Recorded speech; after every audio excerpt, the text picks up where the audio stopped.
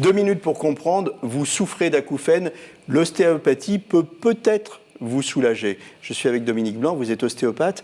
Les gens qui souffrent d'acouphènes, c'est terrible, hein. C'est vraiment, ça les fait souffrir au quotidien, psychologiquement, et on cherche absolument tous les traitements pour s'en débarrasser.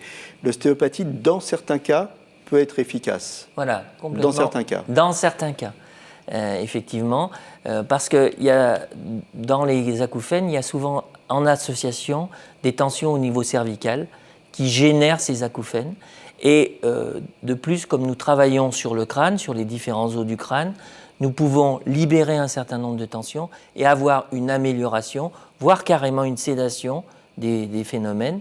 Mais bien évidemment, il y a aussi des acouphènes qui sont rebelles et pour lesquels l'ostéopathie ne sera pas efficace. Donc en clair, bon, on peut le tenter, hein, mais si ça ne marche pas, ce n'est pas la peine de s'entêter, c'est que de toute manière, ça ne marchera pas, ça vient d'autre chose. Je veux dire, on part pour 1 ou 2 séances, on fait le point au bout d'1 à 2 séances et on voit s'il y a eu une amélioration ou s'il n'y a rien eu du tout. Et à ce moment-là, il faut essayer une autre thérapeutique. Voilà, et bien entendu, avant, on en parle avec son ORL, avec son audioprothésiste. Est-ce qu'il y a des gens qui ont des audioprothèses qui viennent vous voir aussi Complètement, de plus en plus. Bon, il y a de plus en plus de gens qui sont appareillés et souvent ils ont des phénomènes de tension crânienne qui sont associés. Et là, à ce moment-là, on va intervenir. Qu'est-ce qu'en disent les ORL ou les audioprothésistes? Ils vous voient d'un bon œil ou d'un œil assez méfiant finalement? Alors, c'est variable selon les professionnels, mais dans la jeune génération, il y a de plus en plus de